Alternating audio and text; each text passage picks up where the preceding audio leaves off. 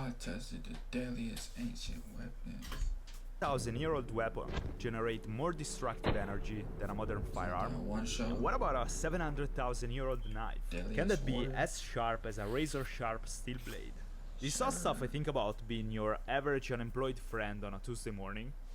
Nonetheless, I wanna find out. So, I'm gonna test 3 weapons that get progressively older and measure how effective and powerful they are. And the first one is the sling. These things are fascinating. You can kill giants with it.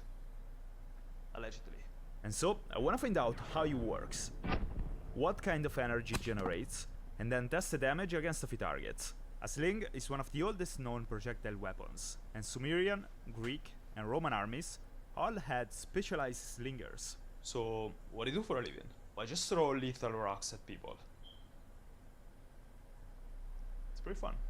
Anyway, a sling is basically a pouch attached to 2 cords, and the projectiles you load into the pouch can be stones, lead bullets, which are actually pretty nice because they spin in the air, stabilizing the shot, soda cans, tape. Alright, let's test it. To shoot, I gotta place the loop on one end of the sling, in the middle of the middle finger, load the projectile, and hold the other end of the sling. Now, there are many techniques you can use to shoot a sling, based on the position of your arm. And I'm not great at any of them. It takes a lot of practice, especially to get accurate with it. And since I used one just once before, I'm basically just improvising. But then, after practicing for a while, I'm now starting to get the timing down. And even though this camera angle doesn't give you the idea of how fast the rocks are actually flying, it's pretty clear that the energy generates, well, it's a lot. To measure it, I place 2 sticks 1.3 meters apart from each other, and by shooting a projectile in between them and filming in slow motion, I can find the velocity of the projectile and also the energy from there. First, I'm throwing a 107 grams rock by hand, and following my calculations, the rock is flying at about 23 meters a second, carrying an energy of 27.7 joules. Then I throw a similar sized rock, but this time using the sling, and with that I get a speed of about 32 meters a second, with an energy of 60.1 joules. That's more than double the energy I got by just throwing the rock by hand. Now, the reason why a sling is able to generate so much more power compared to just throwing a rock is because of centripetal force. When you swing a sling, the tension in the cords and the speed of rotation generate kinetic energy, and when the sling is released, all this energy is transferred to the projectile, increasing the speed. Moreover, since a sling basically becomes an extension of your arm, it also gives you a mechanical advantage, and that's why longer slings are generally more powerful than the short ones. Lastly, I tried another test with a much heavier rock, and the sling still managed to throw the rock at about 24 meters a second, which converts to 95 joules. For comparison, that's almost 20% more energy than what I could get with the lethal slingshot I built a while ago. And I believe that with a better technique and aerodynamic projectiles, it could probably get into small firearm territory. Now, what happens when you hit stuff with it? I started with a watermelon and of course, I missed a bunch of times. Damaged the sawhorse, which I actually find quite impressive, but after a few more tries, I got it. Damn. It's a clean cut.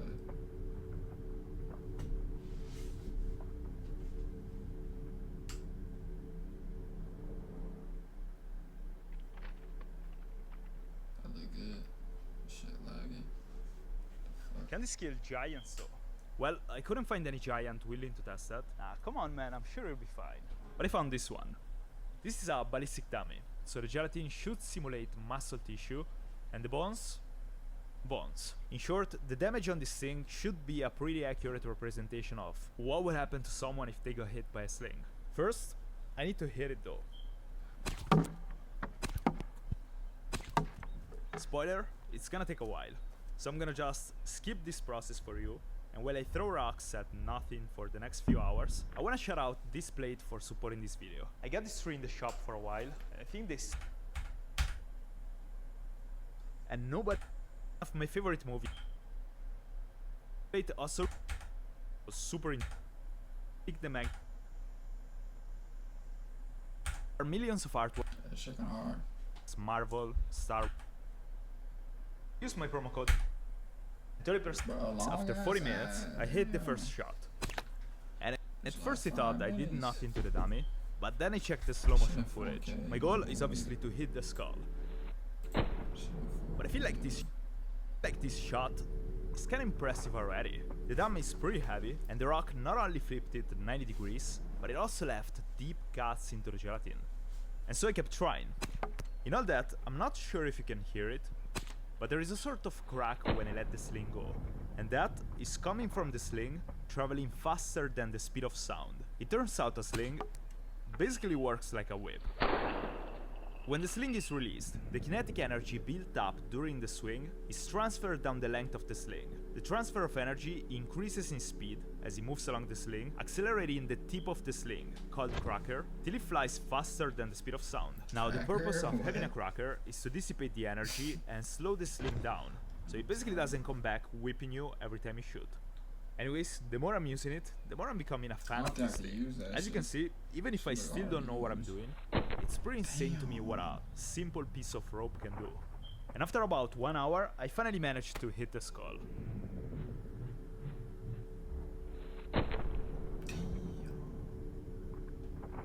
It's gone.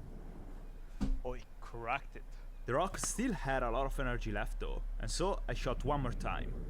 And this time, I got it clean. Breaking the bones and cutting the gelatin once again. For the next weapon, we're gonna go back about 10,000 years. I'm talking about spear throwers. I found one in carbon fiber, but before checking it out, I'm mounting the spear, which kinda looks more like a long arrow than a spear. It got feathers, a pointy tip on one end, and a slot on the other end. While the spear thrower has this sort of pin that locks into the slot of the spear, basically like this. And I'm very curious to test this, but I probably shouldn't do it in my shop. So then I went outside. You know, it's actually quite easy to use, I wasn't expecting it. After just a few throws, I was already hitting the targets. History says this was actually a big step in human evolution, because before using this, we were just throwing spears by hand. A spear thrower works by extending the length of They the would use thrower's that? arm, providing leverage that significantly increases the velocity and accuracy of the spears. make that? So compared to just using our arms, it allowed us to increase the reach, hunt a larger game, and also be more accurate. I didn't even think Or at least about that. that's the theory. So let's test that. I'm gonna throw one spear by hand and one using this, and we're gonna see the difference. I hope you can see me. Test one, range. First shot using my hands. I'll low-key throw a spear. Alright, now the spear thrower. Damn. Oh my. I got 22 meters by hand and 48 They was trying to meters get with the their spear ops. thrower. You probably didn't even see where it landed. I'm gonna give you a better angle. To get him across the fucking Oh, that went lake. further away than the last time. So when it comes to range, a spear thrower is definitely a big step up. Across the boat. 64. Right now I want to test penetration and damage. And well, you already know this guy. He's just not in great shape right now. Oh, that shit So I'm went gonna just through. use the back of the head. Shot one using my hands. I don't even know if I can hit it, to be honest. Nope. Well, after a while I actually hit it though. I think I got it. But the spear did basically nothing to the skull. So then I got a little bit closer and I hit it. Oh nice. This would have hurt. Should add those in Minecraft. What is happening? Anyways, the spear got actually quite deep. Alright, spear thrower, shot one. Jeez, that's Right. definitely different. Oh shit. Same exact spot, by the way. And the penetration was certainly higher than before. I also tried to hit the skull. It took me a while, and I broke a few spears in the process. But interestingly, when I hit it, the spear snapped, bouncing back towards me a little too fast for comfort, and most importantly, it didn't do significant damage to the skull, just a little dent. Still though, I find this quite fascinating That shit's still going. and very fun to use. It's nice. The third weapon I want to test is the oldest one of the list, and it's obsidian. Google says it's many times sharper than the sharpest steel blades. So I want to test that. I got a machine that measures exactly that. The plan is to compare So you obsidian can to build 3 a different steel nether blades. A portal? utility razor blade, a shaving blade, and a chef's knife I'm gonna sharpen myself. As a reference, a high-end kitchen knife should be around 300 on the scale, and the utility razor blade scored 235, while a shaving razor is one of the sharpest blades you can purchase. And with that, I get a nice 35, also proving that the method I'm using is pretty accurate. And now it's time for the chef's knife. This is an old knife I bought from IKEA, and it's pretty dull. So I'm spending a while sharpening it with 2 different whetstones, from a medium grit to basically a polishing one, which is so fine that it doesn't even make a noise when I swipe the knife on it. It took me about 10 minutes to do it, and right now this thing should be very sharp.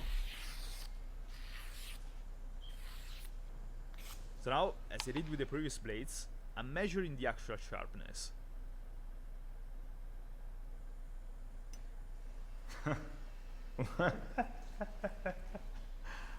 Jeez. I wanna double check that, so I'm trying again. 50. Alright, I think I enjoy sharpening stuff a little too much. I'm not sure why. Anyways, these are all the results I got with the steel blades. Now, it's time to test obsidian. Actually though, what even is obsidian? Turns out, it's a type of glass that forms when lava cools down rapidly, usually when it comes into contact with water or air. This rapid cooling prevents the formation of crystals, and in short, that's basically why it looks like that. It feels like a chunk of glass, and like glass, it's brittle. So, to make a knife out of obsidian, I need to start from a larger block and slowly remove material. The problem is that all the videos I watched say the same thing. You need to Make sure to strike the obsidian in the right areas with the correct amount of force. And if you are like me, and you're using a mouse pad to protect your leg, and a hammer to strike obsidian, that sentence doesn't make any sense. I'm still trying to do that though, hitting the right parts with the correct amount of force, which in practice turned to hitting random parts with random amount of force. And after 20 minutes, I started to get kinda frustrated. Every time I felt I was kinda getting closer, then the stones randomly snapped. I really thought I was gonna make this work, but after 1 hour, the only thing I did was turning big obsidian rocks into smaller obsidian rocks. Like a lot of them. I even tried grinding it. It didn't work. Massive respect for all the craftsmen making obsidian blades and all the Neanderthal men out there. I seriously underestimated this thing. And now that I had no more obsidian to make a knife, I thought about buying one. The problem is that I couldn't find any store in Europe that could ship an obsidian knife in time, besides this website that says obsidian scalpels. And then it hit me. Not the scalpel, but a realization. Even though it would be cool to have one of these, big obsidian knives are not even that sharp, because they're pretty thick. That is sharp. Obsidian flakes. And luckily, I got a lot of them. As a reminder, these are the results I got with the steel blades. And now I'm gonna test this, which is obviously pretty sharp. But when I tried to measure it, I only got 90. So then I got the thinnest flake I could find, but when I measured the sharpness, I got a score even higher than before, probably because the edge wasn't very clean. Then I tried with different flakes with a cleaner edge, and things went definitely better. Obsidian is very sharp, but during my tests at least, I never managed to get results that are 10 times sharper than razor blades or my IKEA knife. Even when cutting paper, you feel more resistance compared to the steel blades.